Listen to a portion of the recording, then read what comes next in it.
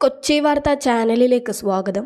ഇന്നലെയായിരുന്നു മോഹൻലാലിനെ നായകനാക്കി പൃഥ്വിരാജ് സംവിധാനം ചെയ്ത എമ്പുരാൻ സിനിമയുടെ റിലീസ്. എന്നാൽ സിനിമയുടെ ഉള്ളടക്കത്തെ ചൊല്ലി സംസ്ഥാന BJPയിൽ ആശയക്കുഴപ്പമായിരിക്കുകയാണ്. ഉള്ളടക്കം പുറത്തുവരും മുൻപേ തന്നെ ചിത്രം കാണുമെന്ന് പ്രഖ്യാപിച്ച് BJP സംസ്ഥാന അധ്യക്ഷൻ രാജീവ് ചന്ദ്രശേഖർ രംഗത്തെത്തിയിരുന്നു.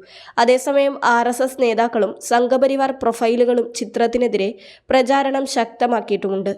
ചിത്രം ശുദ്ധ അസംബന്ധവും ഭീകര സംഘടനകളെ വെള്ളപൂശാനുള്ളതുമാണെന്നാണ് BJP സംസ്ഥാന വൈസ് പ്രസിഡന്റ് P. രഘുനാഥിന്റെ പ്രതികരണം. പ്രമേയത്തിലും കഥാപാത്രങ്ങളിലും BJP വിമർശനമുണ്ടെന്ന അവലോകനങ്ങൾ സാമൂഹിക മാധ്യമങ്ങളിൽ വന്നതോടെയാണ് സംഘപരിവാർ പ്രൊഫൈലുകൾ ചിത്രത്തിനെതിരെ രംഗത്തെത്തിയത്.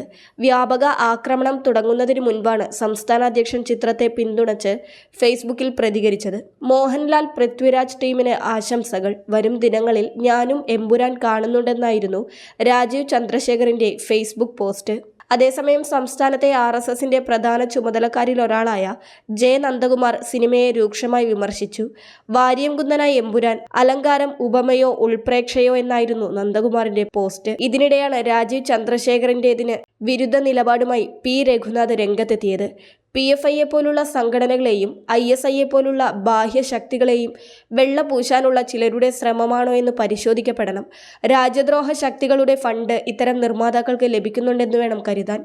അഭിനേതാക്കളും പ്രമേയത്തിന്റെ യഥാർത്ഥ ഉദ്ദേശങ്ങൾ മനസ്സിലാക്കാൻ തയ്യാറാവേണ്ടതാണ് എന്നായിരുന്നു രഘുനാഥിന്റെ പോസ്റ്റ്. V. മുരളീധര പക്ഷത്തെ പ്രധാനിയാണ് P. രഘുനാഥ്.